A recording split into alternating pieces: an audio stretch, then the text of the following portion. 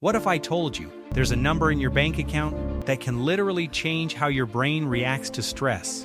Not $1 million, not even $100,000, just $10,000. And here's the strange part. Most people will never realize when their life actually starts to change. Because it doesn't feel like winning the lottery. It feels like something much smaller, almost invisible. But inside your brain, a switch quietly flips, and once it flips, you never go back to the same level of financial fear again.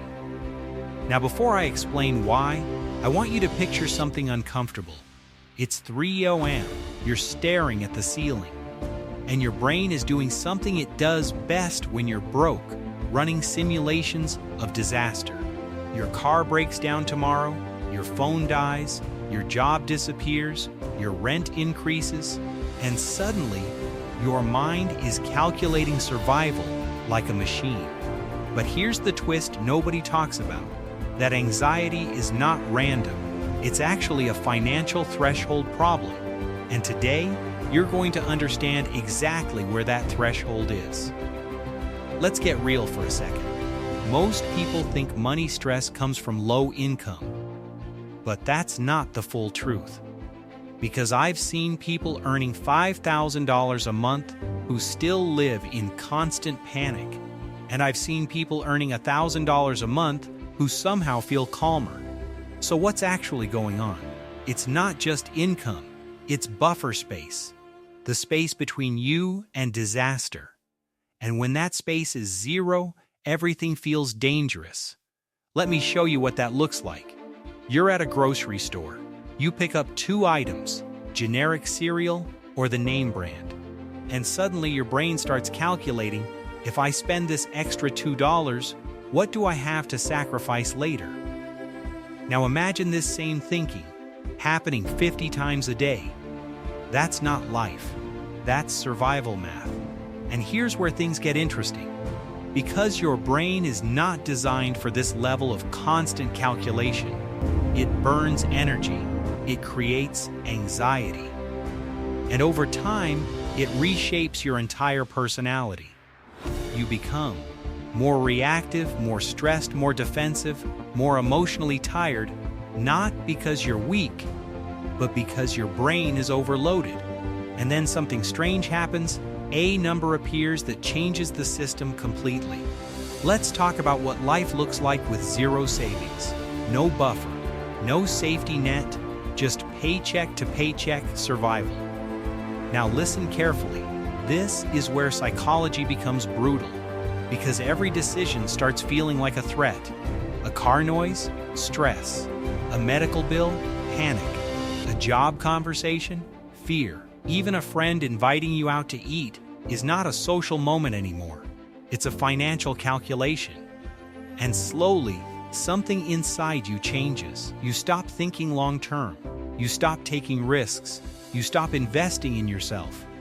Not because you don't want to, but because your brain is locked in survival mode. And survival mode has one rule: don't lose anything. But here's the problem. That rule keeps you stuck. Now imagine this. Same person, same income, same life, but they save their first $10,000. Something subtle changes. Not externally, internally. The first shift is emotional. You stop reacting to every problem like it's an emergency. A car issue becomes annoying but manageable, not my life is over. And this is where we hit a psychological turning point. Because stress is not just a feeling, it's a decision-making filter. High-stress stucks, short-term thinking, low-stress stucks, long-term thinking, and $10,000 quietly moves you from one state to another. But here's the part nobody expects. It's not about spending the money. Most people never even touch it. So what is it actually doing? This is where everything changes. Because $10,000 is not about money, it's about permission. Permission to think, permission to breathe, permission to not panic. Let me explain. When you have no savings, your brain treats every problem as urgent. But when you have $10,000, your brain starts doing something new. It starts delaying panic. That delay changes everything. Now listen closely. Neuroscientists have found that financial stress increases cortisol levels, your stress hormone. And high cortisol doesn't just make you worried, it makes you more impulsive, more emotional, more reactive, less logical. But when you have a financial buffer, that cortisol drops, and suddenly you are not just richer, you are calmer. And calm people make better decisions. But here's the real twist. Most people think $10,000 helps because it protects you from emergencies. That's wrong. It helps because it stops you from overreacting to life. Think about it. Without savings, a broken phone cuck disaster. With savings, a broken phone cuck inconvenience. Same event, different brain. And that difference? It compounds into everything. Work performance, relationships, confidence, even sleep. But we're not done yet, because the biggest shift is still coming. Now here's the most important idea in this entire video. $10,000 doesn't change your life because of what it can buy.